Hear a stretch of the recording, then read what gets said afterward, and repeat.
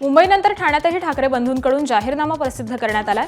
मुंबईनंतर ठाणे महानगरपालिकेमध्ये काय काय करणार यासाठी ठाकरेंचा वचननामा प्रसिद्ध केलाय। आम्ही वचनबद्ध आहोत या टॅगलाईनच्या माध्यमातून ठाकरेंनी ठाण्यासाठी वचननामा जाहीर केला। भाजप नेते आणि मंत्री आशिष शेलार यांनी रविवारी ठाण्यातील महायुतीच्या विविध निवडणूक कार्यालयाचं उद्घाटन केलं। 16 तारखेच्या निकालाला विरोधकांना खातं उघडू देऊ नका असा कानमंत्र देखील आशिष शेलार यांनी यावेळी कार्यकर्त्यांना दिला।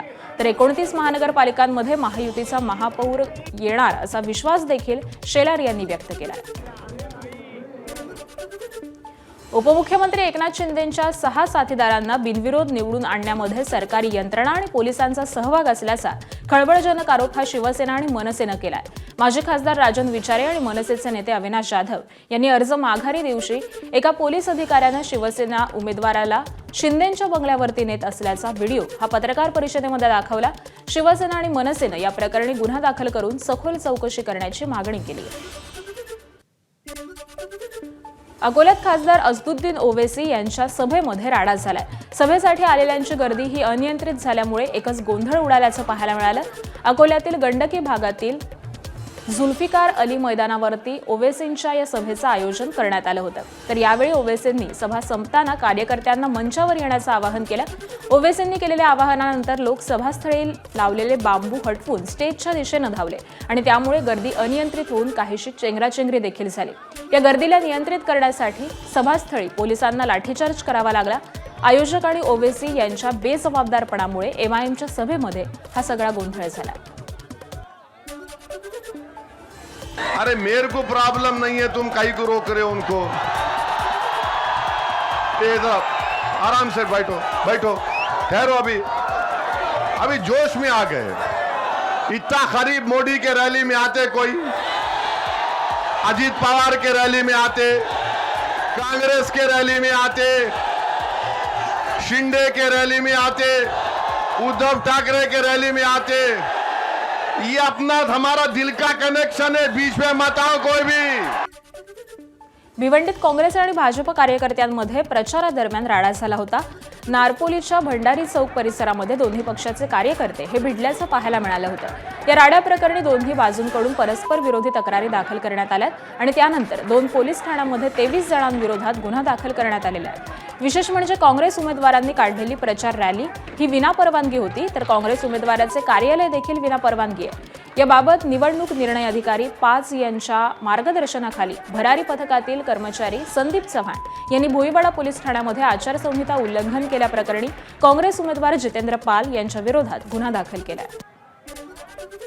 भिवंडी महानगरपालिका निवडणुकीच्या पार्श्वभूमीवरती वॉर्ड क्रमांक 2 मध्ये काँग्रेसकडून डोअर टू डोअर प्रचार केला जातोय।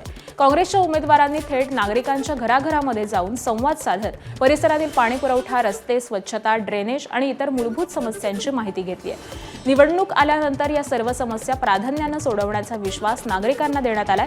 तर प्रचाराची गती वाढवत रात्रीच्या वेळी देखील काँग्रेसच्या उमेदवार आसमा चिखलीकर आणि अतिया चिखलीकर यांनी घराघरामध्ये जाऊन प्रचार केला।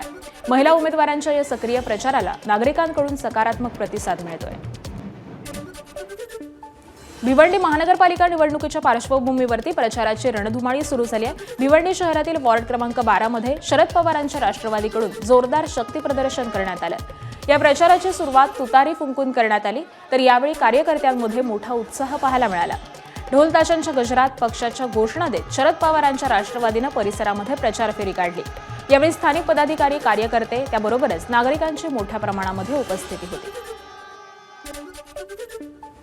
नाशिक महानगरपालिकेमध्ये मनसेच्या सत्ता काळामध्ये आणि मागील सिंहस्थ कुंभमेळ्याच्या दरम्यान नाशिक महानगरपालिकेमध्ये महापौर पद भूषवलेले अशोक मुर्तडक आणि उपमहापौर पद भूषवलेले गुरमीत बग्गा हे नाशिक महानगरपालिकेच्या यंदाच्या निवडणुकीत देखील एकमेकांच्या विरोधात उभे ठाकलेत। अशोक मुर्तडक यांनी मनसेमधून भाजपमध्ये प्रवेश करत भाजपकडून उमेदवारी मागितलेली होती, मात्र माजी महापौर यांना भाजपनं उमेदवारी दिली नाही आणि त्यामुळे बंडखोरी करत अशोक मुर्तडक अपक्ष उमेदवारी करत त्यांना शिंदे सेनेकडून पुरस्कृत उमेदवारी मिळाली। माजी उपमहापौर गुरमीत बग्गा यांनी निवडणुकीच्या दरम्यान नुकताच भाजपमध्ये प्रवेश केलेला होता आणि भाजपनं बग्गा यांना अधिकृत उमेदवारी दिली आहे। त्यामुळे नाशिकमधल्या प्रमुख लढती ही लढत देखील सर्वाधिक चर्चेची आणि प्रतिष्ठेची ठरते। नाशिक महानगरपालिकेच्या निवडणुकीमध्ये भाजपचे प्रदेशाध्यक्ष रवींद्र चव्हाण यांनी सभा घेतली आणि त्यानंतर शिवसेनेचे मंत्री दादा भुसे यांनी देखील आता नाशिकमध्ये सभा घेतली आहे. नाशिकच्या गंगापूर भागामध्ये चौक सभा घेऊन भुसेंनी प्रचाराचा शुभारंभ केला. नाशिकमध्ये भाजप स्वबळावरती निवडणूक लढत असून भाजपला शिंदे सेनेकडून जोरदार आव्हान उभं करण्यात जात आहे. मंत्री दादा भुसे शहरामध्ये विविध प्रभागात जाऊन चौक सभा घेत असून माजी खासदार हेमंत गोडसे, आमदार किशोर दराडे आणि भाजपला त्र्यंबकमध्ये जोरदार धक्का देणाऱ्या नगराध्यक्षा त्रिवेणी तुंगार या देखील नाशिकमध्ये सभा घेत आहेत.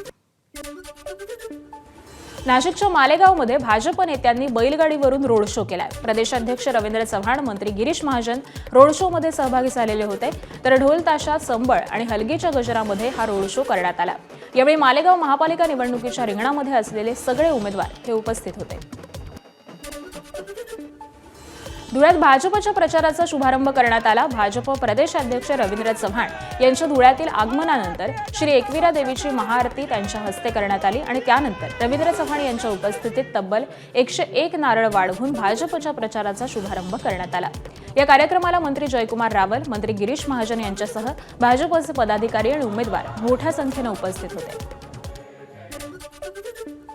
अहिल्यानगर महानगरपालिका निवडणुकीच्या प्रचारात उमेदवार सध्या नवनवीन क्लुप्त्या अवलंबताना दिसतायत. शहरातील प्रभाग क्रमांक 12 मध्ये युतीच्या उमेदवार रुपाली जंजाळ यांनी तब्बल 20,000 पतंगांचं वाटप केलंय, तर मकर संक्रांतीचं औचित्य साधून चिमुकल्यांसाठी तब्बल 20,000 पतंगांचं वाटप करण्यात आलंय.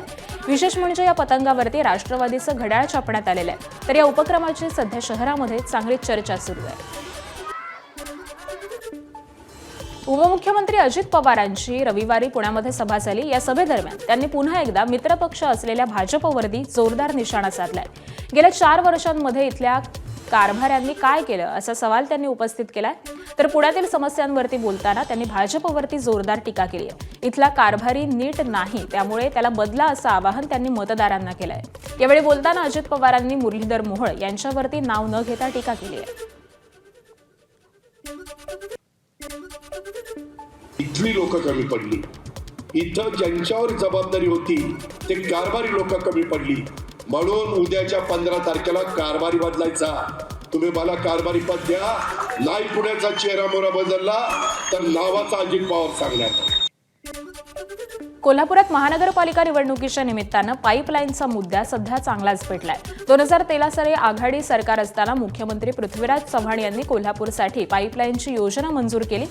काळाम्मावाडी धरणापासून 52 किलोमीटर थेट पाईपलाईननं कोल्हापूरला पाणी आणण्याची ही योजना होती. मात्र प्रत्यक्षात ही योजना पूर्ण होण्यास 2023 हे साल उजाडलं. 488 कोटी खर्च करून आणलेल्या पाण्यावरून आता कोल्हापूर महानगरपालिकेची निवडणूक ही गाजतीये. याच मुद्द्यावरती भाजपचे नेते चंद्रकांत दादा पाटील यांनी पाईपलाईनच्या कामामध्ये भ्रष्टाचार झाल्याचा आरोप करत पैसे थेट बावड्यातल्या घरामध्ये गेल्याची टीका केली आहे. तर आमदार राजेश क्षीरसागर यांनी पाईपलाईन योजनेसाठी आमरण उपोषण करणारा पहिला आमदार मी होतो असं म्हटलंय. मात्र या पाण्याचं वितरण व्यवस्थित झालं नाही असं म्हणत महायुतीच्या नेत्यांनी सतेज पाटलांवरती टीकास्त्र डागलंय. मुख्यमंत्री देवेंद्र फडणवीसांनी सांगली दौऱ्यामध्ये केलेल्या घोषणांवरती काँग्रेसचे नेते विश्वजित कदम यांनी टीका केली आहे. 11 वर्ष देशात आणि 3.5 वर्ष राज्यात भाजपची सत्ता आहे. विद्यमान आमदार भाजपचे आहेत. मग असं असताना मुख्यमंत्र्यांनी ज्या घोषणा केल्या ती कामं 3 वर्षांच्या कालावधीत का होऊ शकले नाहीत असा सवाल विश्वजित कदम यांनी उपस्थित केला. तर मागील 3.5 वर्षांमध्ये सांगलीतील सर्वसामान्य लोकांचे प्रश्न यांना दिसले नाहीत. ज्या काही तुम्ही गोष्टी सांगितल्या त्याची किमान सुरुवात तरी करायला पाहिजे होती. मात्र आता निवडणूक तोंडावरती असल्यामुळे या सगळ्या घोषणा केल्या जात आहेत अशी टीका ही त्यांनी केली आहे. सांगलीतील मवी येथील काँग्रेस आणि शरद पवारांच्या राष्ट्रवादीचा प्रचाराचा नारळ फुटलाय. सांगली, मिरज, कुपवाड महानगरपालिकेच्या प्रचारासाठी काँग्रेसचा बालेकिल्ला मानला जाणाऱ्या प्रभाग क्रमांक 16 मधून प्रचाराचा शुभारंभ झाला. खासदार विशाल पाटील, काँग्रेसचे आमदार विश्वजित कदम, राष्ट्रवादीचे नेते संजय बजाज यांच्यासह उमेदवारांच्या उपस्थितीत हा प्रचार शुभारंभ झाला. प्रभाग क्रमांक 16 हा सांगली शहरातला आणि महानगरपालिकेचा नेहमीच काँग्रेस पक्षाच्या विचाराचा बालेकिल्ला राहिलाय आणि नेहमीच या जनतेनं काँग्रेस पक्ष आणि सेक्युलर विचाराची पाठराखण केली आहे. त्यामुळे या प्रभागातील मतदार हे मोठ्या मताधिक्यानं महानगरपालिकेमध्ये काँग्रेस राष्ट्रवादीच्या पदाधिकाऱ्यांना पाठवतील असा विश्वास यावेळी आमदार विश्वजित कदम यांनी व्यक्त केला. परभणी शहर महानगरपालिका निवडणुकीच्या अनुषंगानं महसूल मंत्री चंद्रशेखर बावनकुळेंनी परभणीमध्ये भाजप नेते आणि सर्व उमेदवारांची बैठक घेतली. शहरातील कार्निवल हॉटेलमध्ये ही बैठक पार पडली. महायुती सरकारनं केलेली कामं मतदारांपर्यंत पोहोचवण्याचं आवाहन बावनकुळेंकडून करण्यात आलंय. दरम्यान या बैठकीला भाजपच्या महिला उमेदवारांऐवजी त्यांचे पती हजर राहिल्यामुळे बावनकुळे चांगले संतापल्याची माहिती आहे. यावेळी बावनकुळे यांनी नेत्यांसह उमेदवारांच्या पतिदेवांची चांगलीच खरडपट्टी काढल्याचं देखील समजतंय. महापालिका निवडणुकीसाठी काँग्रेसनं नांदेडच्या प्रभाग क्रमांक 4 मध्ये पदयात्रा काढत प्रचाराला सुरुवात केली. या पदयात्रेमध्ये खासदार रवींद्र चव्हाण हे सहभागी झाले होते. यावेळी त्यांनी नांदेडकरांना थेट संवाद साधलाय. काँग्रेस पक्ष वंचित आघाडीसोबत निवडणूक लढवत असून प्रभाग क्रमांक 4 मधून आनंद चव्हाण रिंगणामध्ये आहेत. तर यावेळी बोलताना खासदार रवींद्र चव्हाण यांनी अशोक चव्हाण सोबत नसले तरी नांदेडचा गड जनतेनं राखल्याचं सांगितलंय. शहराचा विकास महाविकास आघाडी आणि काँग्रेसनंच केल्याचा दावा करत भाजप आणि अशोक चव्हाण यांच्यावर देखील त्यांनी टीका केली आहे. चंद्रपुरातील नितीन बनसोड नावाच्या एका मतदारानं घराबाहेर लावलेल्या पाटीनं सध्या शहरवासियांचं लक्ष वेधलंय. चंद्रपूर शहर मनपाच्या निवडणुकीमध्ये मतदान करणार नाही असा निर्णय त्यांनी घेतलाय. गेल्या अनेक वर्षांपासून प्रत्येक निवडणुकीमध्ये नितीन बनसोड मतदान करतात. मात्र ईव्हीएमद्वारे दिलेलं आपलं मत नेमकं कुठे जातं याविषयी बनसोड साशंक आहेत. म्हणजे एकूण निवडणूक आयोगाच्या कार्यशैलीविषयी त्यांना शंका आहे. व्हीव्हीपॅट आणि ईव्हीएम यांचा मेळ घातला जात नाही अशी त्यांची मूळ तक्रार आहे. राजकारणात कटकारस्थान केलं जात आहे म्हणून आता घरी बसायचं ठरवलंय. सिंधुदुर्गातील शक्ती प्रदर्शनावेळी खासदार नारायण राणेंनी हे वक्तव्य केलंय. त्यामुळे राणेंना राजकीय निवृत्तीचे वेध लागल्याची जोरदार चर्चा रंगली आहे. मुलांना चांगलं काम करण्याचं आवाहन करताना राणेंनी भावनिक आवाहन केलंय. बांद्यात राणे समर्थकांनी मोठं शक्ती प्रदर्शन केलं. निलेश राणे हे शिंदेंच्या शिवसेनेमध्ये आमदार आहेत तर नितेश राणे हे भाजपचे आमदार आहेत. त्यामुळे दुभंगलेल्या कार्यकर्त्यांना एकत्रित आणण्यासाठी जय नारायण या टॅगलाईन खाली बांदा ते कणकवली अशी भव्य रॅली देखील काढण्यात आली. एकच नारा नारायण राणे अशा आशयाचे ठिकठिकाणी बॅनर देखील लावण्यात आले होते. बरीच पदावर अनेक वर्ष राहिलो असतो पण कारस्थान राजकारणाचे कारस्थान नावाचा शब्द तेव्हाही अडचण आली मला आताही आली. पण आता मी ठरवलं या शब्दाला पूर्णविराम द्यायचा आपण घरी बसायचं. त्यांना विचारलं कशात त्रास कारस्थान करायला पण घरी बसू. दोन्ही मुलगे चांगले आहेत. त्याला एकच शब्द सांगितला बेटा नांदा सौख्य बन चांगलं ना चांगलं काम करा नाव कमवा आणि दोनही अतिशय चांगलं काम करा. सिंधुदुर्ग जिल्ह्यातील बांद्यात राणे समर्थकांनी मोठं शक्ती प्रदर्शन केलं.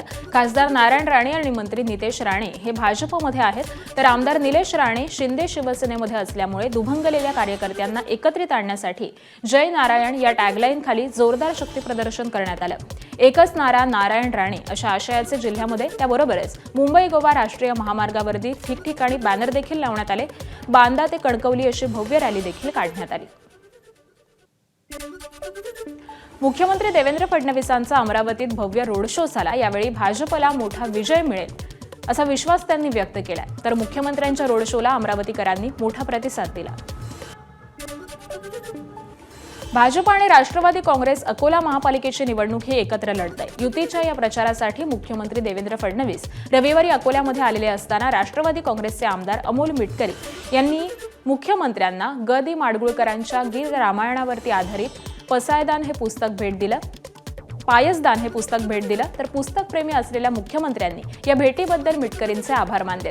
क्रिकेट क्लब मैदानावरती झालेल्या या संयुक्त सभेमध्ये दोन्ही पक्षाचे नेते आणि पदाधिकारी हे उपस्थित होते.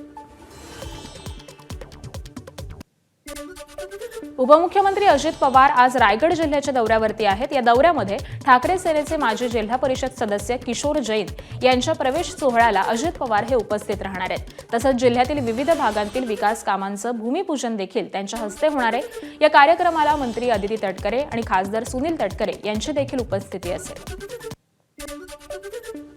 साताऱ्याच्या छत्रपती शाहू महाराज साहित्य नगरीमध्ये काल 99वं अखिल भारतीय मराठी साहित्य संमेलन हे पार पडलं. मुख्यमंत्री देवेंद्र फडणवीसांच्या हस्ते मराठी साहित्य संमेलनाचं उद्घाटन सोहळा हा पार पडला होता. तर उपमुख्यमंत्री एकनाथ शिंदेंच्या उपस्थितीत साहित्य संमेलनाचं सूप वाजलं. मराठी साहित्य संमेलनातून मुख्यमंत्री आणि उपमुख्यमंत्र्यांनी राज्यामध्ये मराठी भाषा सक्तीची असून हिंदी सक्ती होणार नाही अशी ग्वाही दिली.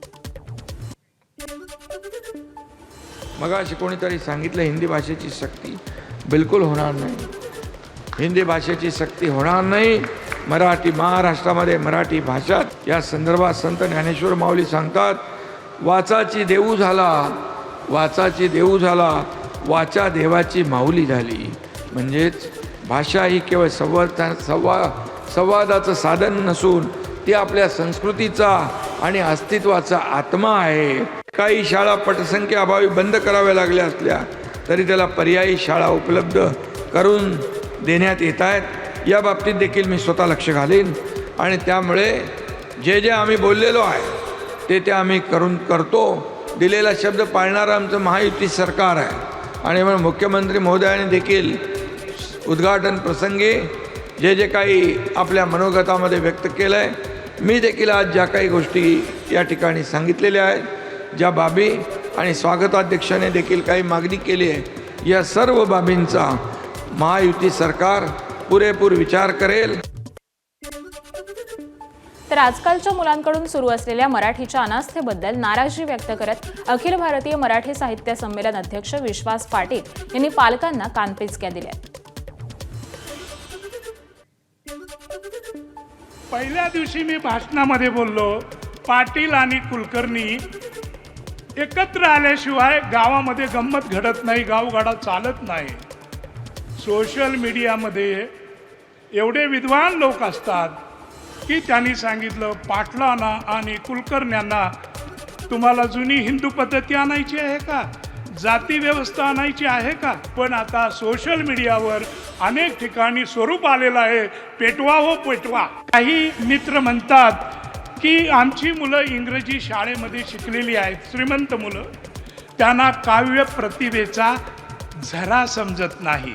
अरे मी म्हणालो, तसं असेल तर नृत्यांगना गौतमी पाटीलच्या पदराचा फडकता वारा कसा काय कळतो तुमच्या मुलांना. तर मराठीसाठी वेगळे प्रयत्न केले पाहिजेत. नांदेडमधील गोळीबार प्रकरणी पोलिसांनी 10 आरोपींना बेड्या ठोकलेल्या आहेत. शनिवारी संध्याकाळी 2 गटात झालेल्या वादातून लंगर साहेब गुरुद्वारा परिसरामध्ये गोळीबाराची घटना घडली होती. या घटनेबाबत दोन्ही बाजूंनी परस्पर विरोधी गुन्हे दाखल करण्यात आलेले होते. पहिल्या गटातर्फे हॉटेल चालक कमलप्रीत सिंग सिंधू यांनी दिलेल्या फिर्यादीवरून वजीराबाद पोलीस ठाण्यामध्ये खुनाचा प्रयत्न आणि शस्त्र अधिनियमांद्वारे गुन्हा दाखल करण्यात आला होता. तर दुसऱ्या बाजूने पंजाबमधील रहिवासी लवप्रीत सिंग चहल यांनी दिलेल्या फिर्यादीवरून जुन्या वादाचा राग मनात ठेवून स्थानिक काही व्यक्तींनी त्यांच्यावरती तलवारी आणि काठ्यांनी हल्ला केल्याची तक्रार करण्यात आली होती. धुळे शहरातील गुरुद्वारा परिसरामध्ये शीख बांधवांच्या 2 गटामध्ये तुफान राडा झालाय. या घटनेमध्ये दगडफेक त्याबरोबरच गोळीबार देखील झाल्याची माहिती आहे. गुरुद्वाराचे उत्तर अधिकारी नेमण्यावरून गेल्या काही दिवसांपूर्वी वाद निर्माण झाला होता. बाबा धीरज सिंग यांचा मृत्यू झाल्यानंतर त्यांच्या कुटुंबियांना उत्तराधिकारी नेमण्याची मागणी स्थानिक शीख धर्मीय बांधवांकडून करण्यात आली होती. मात्र पंजाब येथून आलेल्या शीख धर्मीयांच्या समितीनं बाबा रणवीर सिंग यांची नियुक्ती केली होती. बाबा रणवीर सिंग यांच्या नियुक्तीला स्थानिक शीख धर्मीयांनी विरोध केलेला होता आणि या वादातूनच ही घटना घडल्याची माहिती आहे. सोलापूरमध्ये मनसे पदाधिकारी बाळासाहेब सरवदेंच्या हत्येप्रकरणी भाजपच्या माजी नगरसेविका प्रभाग 2 मधील उमेदवार शालन शिंदे यांचे पती शंकर शिंदे यांच्यासह 15 जणांवरती हत्येचा गुन्हा दाखल करण्यात आलाय. त्यापैकी अटकेमध्ये असलेल्या 11 आरोपींना 4 दिवसांची पोलीस कोठडी सुनावण्यात आली. तर उमेदवारी अर्ज माघारी घेण्यावरून भाजप उमेदवार शालन शिंदे आणि भाजपच्या बंडखोर रेखा सरवदे यांच्या कुटुंबियांमध्ये वाद झाला होता. या वादातून सरवदेंवरती हल्ला झाला होता. खोपोलीतील मंगेश काळोखे हत्याकांड प्रकरणी मोठी माहिती समोर आली आहे. वैयक्तिक आणि राजकीय वैमनस्यातून मंगेश काळोखेंची हत्या झाल्याचं उघड झालंय. यासाठी रवींद्र देवकरनं 20 लाख रुपयांची सुपारी ही ईशा शेख या महिलेमार्फत मारेकऱ्यांना दिली. याबाबत रायगड पोलिसांनी खुलासा केला. सुपारी घेऊन काळोखेंची हत्या करणाऱ्यांच्या रायगड पोलिसांनी मुसक्या आवळलेल्या असून लवकरात लवकर आरोपींना कठोरात कठोर शिक्षा दिली जाईल अशी माहिती रायगड पोलिसांनी दिली. एबीपी माझा, उघडा डोळे बघा नीट.